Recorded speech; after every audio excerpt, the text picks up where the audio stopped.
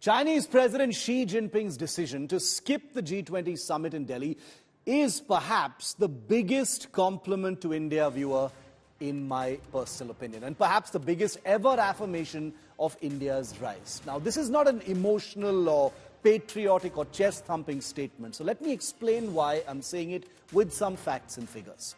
For starters, the G20 summit is something that boosts India's stature, not exactly President Xi's cup of tea. But obviously, it's more complicated than just that.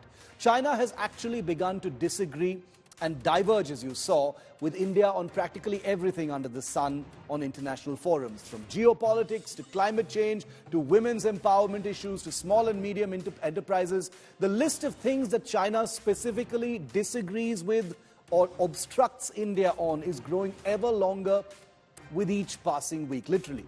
Think about that for just a moment. Would China spend so much of its diplomatic energy if its view of India hasn't dramatically changed in the last decade or more? China and India enjoy a major trade relationship and are economic partners across industries. But China's clear annoyance and irritation with a more organized and investable India is becoming difficult for Beijing to hide any longer. The post-COVID world affords a new look at the international order, and India's insistence on a new hierarchy and rules of engagement upset the world order of the old times, and China is feeling the heat.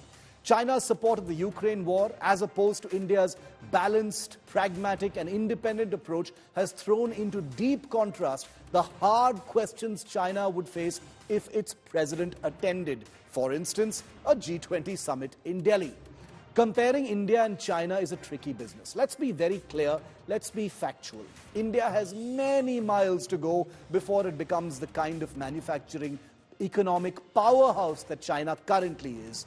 But the seeds have been sown for an India that will in time be on par and then bigger than China.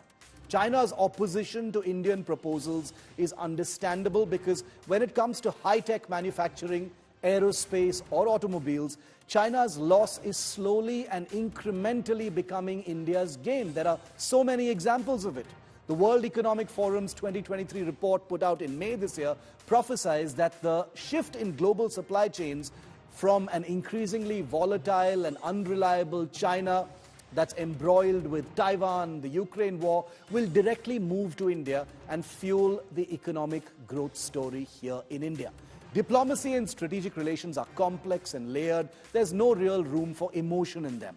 All that matters is power and self-interest.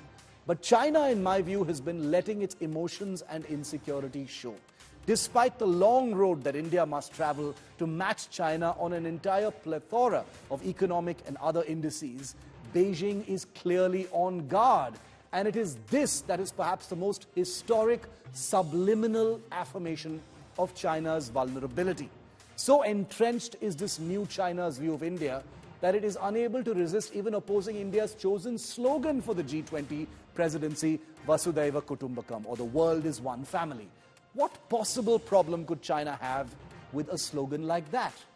That the Indian military has stood firm in eastern Ladakh, matched the Chinese move for move on that frontier, and even pushed the standoff into their claimed territory has seasoned this era of Beijing's awakening to a new India. And therefore, President Xi Jinping's decision to skip the G20 in Delhi later this week is therefore only the icing on a cake of strategic annoyance that has been in the oven for a while now. India and China are neighbors. They must compete, but they must also find a way to de-escalate from the military standoff in eastern Ladakh immediately. There's much to be achieved for the global south. China has much to gain from peace with India, much more to gain than without.